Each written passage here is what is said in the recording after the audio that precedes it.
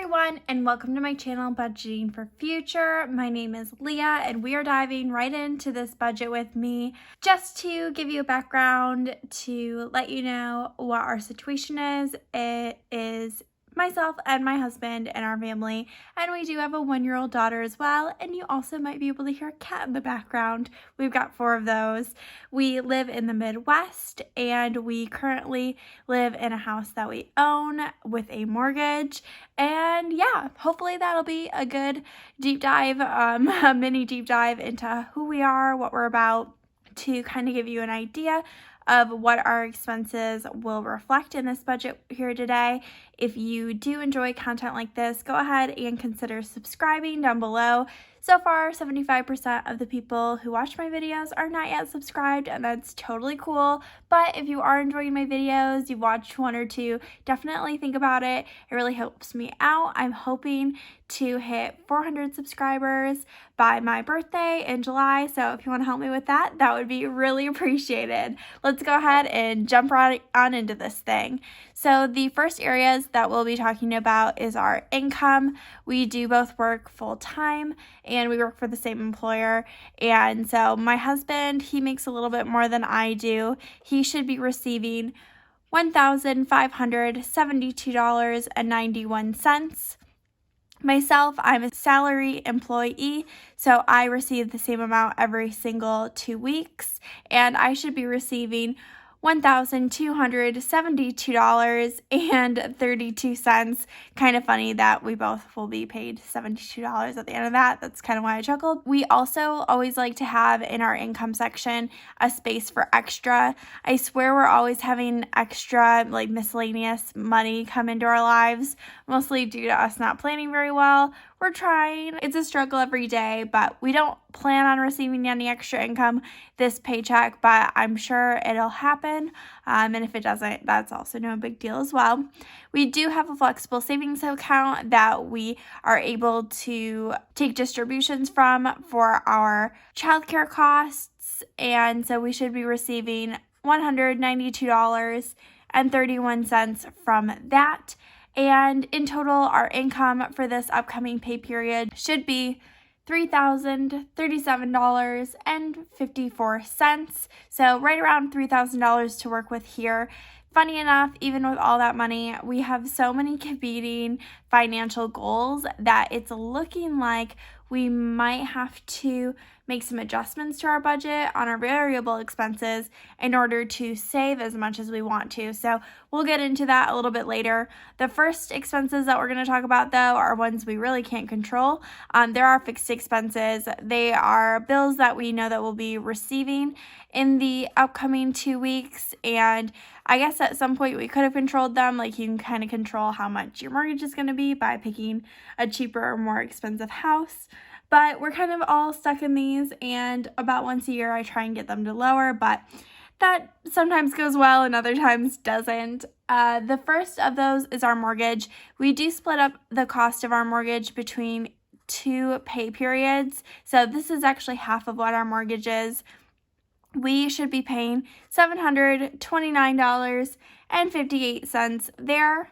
The next of our fixed expenses is our electric. We do pay for our electricity and our gas all together in one bill, and that should be $137.35, which is pretty good for us. We do try and keep our electricity bill under $200. That's really the goal. It's a little bit more difficult in the winter months, and right now we're in that influx of year where it's not really super hot every day, but sometimes it's cold, so kind of oscillating between turning on our heat and then turning on our air conditioning and then moving back and forth.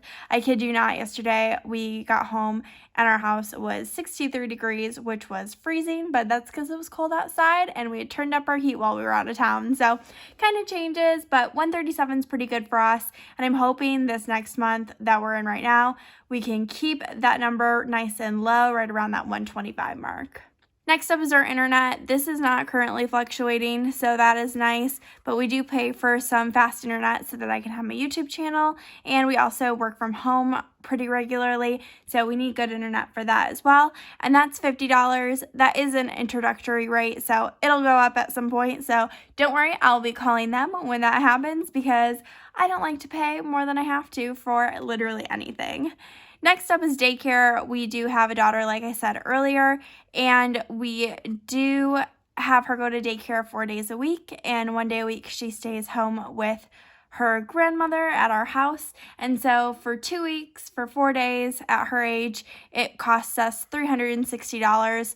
We'll see that number go down once she starts potty training, but as of right now, she hasn't even hit a year and a half, so long ways off from there.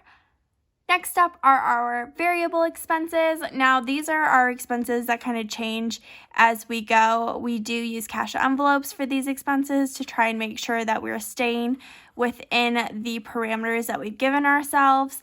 And obviously, these are going to change because sometimes we need to spend more money on groceries because we need toilet paper or any other household products, really. And we also will see variations in the amount of gas that we need because of the fact that not every single week we're traveling as much as we do on other weeks. So those are where those variable expenses differ from our fixed expenses. The first one is actually groceries. We recently have been upping this to $300 because of the fact that our daughter is getting older, so we weren't really doing a great job of staying within the $250 that we previously would budget. And then now with inflation kind of showing itself, we are definitely seeing that in our groceries as well. But because we have so many savings goals this pay period that I'll be talking about later, we've decided that instead of using $300 as the amount we're going to be spending, we're going to try and keep to $295. So only $5 less, but it'll be a tiny bit of a challenge. This past 2 weeks, it looks like we'll be coming in under budget. So I'm not sure if I'll just move that money to this pay period or if I'll pocket all that for, again, those savings goals that we're trying to meet. I'm still up in the air. If you have any thoughts, definitely let me know down below. When you don't spend all your money on groceries, do you roll it over to the next period? Whether you do it weekly, bi-weekly, or monthly, or do you just pocket that money and try and put it towards some of your goals? I would love to know how you decide to budget because we all do it a little bit differently, and I absolutely love learning from other people and trying to get as much insight as I can as to how they do things and seeing if they can work for our family as well. Next up is gas, and holy moly, gas prices have really shot up after the holiday. Gas prices got up to $3.20 this past weekend. We're starting to see them go down again, but we bought a lot of gas going and traveling for the holiday. We're going to keep it at $40 for now because, again, we are having some competing interests, but it'll be interesting to see how gas prices continue to rise or fall and how that'll affect how much we need to budget for our gas. Next up is out to eat, and holy moly, are we doing a terrible job at budgeting for this. We are needing to really focus on reining it back. So I'm hoping these next 2 weeks we can get a little bit better at not spending all of our money on out to eat. We are going to budget $175, which is what we've been doing recently, but we are definitely spending way more than that right now. So we'll see. Nobody's perfect, and we're definitely one of those nobodies. We'll see how that goes. Next up are our fun money categories. Now, each one of us in our family each gets their own fun money envelope. That's where we're able to use our money for clothes, hobbies, baby toys for our daughter, things like that. And we do each get $100 every 2 weeks to put towards really whatever we want. They're all divided up, so we're not really having to chat too much about what they are because we've set a flat rate and we stick to that. So my husband's first fun money will be, again, that $100. Mine will also be $100. And our daughter's is also going to be $100. So feeling pretty good about that. I've been doing quite a bit of saving, but my husband and my daughter have been doing quite a bit of spending lately just because there's lots of garage sales and fun things for us to purchase. I'm saving up to kind of refresh my wardrobe, and I suck at online shopping, so If you've been around on my channel, you're fully aware of that. So I'm working really hard to find ways to spend my money because I want stuff, but it's so hard. Shopping is just so difficult. I always struggle with it. So I've been trying out some of those like Stitch Fix and Nordstrom Trunk and getting clothes delivered to my house that are picked out by a stylist. We'll see how it goes. If you've ever done that before and you like to service, let me know down below. I would love to try them out. I've heard that there's quite a few of them, but I don't want to be having like tons of clothes delivered to my house and then always returning stuff. It's difficult, but regardless, that really wraps up our variable expenses. And next up are all of our savings categories, and there are absolutely a ton of those right now. We really aren't focusing on paying off any of our debts. We do have a debt that we pay for with our Paychecks, which is a 401k loan that's in our name, so that's about $2,000 left there. We also have some student loans, but those are all federal, so they're currently in a deferment due to the pandemic, and that, other than our mortgages, is kind of it. So really, savings is kind of taking on a large majority of what we're doing with our money. We've got some regular sinking funds that we'll be chatting about, and then some bigger goals that we're hitting. So we do have our phone sinking fund because we do pay for our phone annually. Our phone bill we try and pay in December of January for the upcoming year. So $40 will go to that. Our pets also have their own sinking fund for litter, veterinary expenses, things of that nature, and we'll be putting $30 towards this. We are doing a savings challenge where we're trying to save up $5,000 this year, and we will be putting that hopefully towards a new rental property once we have enough money to purchase one. And we do plan on putting $130 towards that. It's one of the lower options for the numbers that we're allowed to choose within the challenge. If you don't know what I'm talking about, you'll find a link for it down below. We're hoping to hit that goal, and hopefully in the upcoming months, we'll be able to start putting a little bit more towards that challenge. But again, bigger priorities that I'll be talking about very shortly. It looks like we'll be having to put $150 towards our Roth IRA. Now, we do try to have 14% of our income going towards retirement every single month. And in order to do that, this paycheck, we are hoping to put $150 extra in order to get us up to that number. Right now, I think we're hanging out right at about 14.34%. So we don't have to go all the way up, but we do need to make sure we're staying on top of that so that we're able to hit our goal by the end of the year. Next up is Christmas and also car maintenance. We'll be doing $25 for both of these categories. We found out in my last video that we're doing a pretty good job saving for Christmas, and we're not really focused too much on that category right now. And we finally got some of our car and house maintenance done, so we are slowly trying to build that back up, but I think we still have about $300 in that category, so no need to move fast there.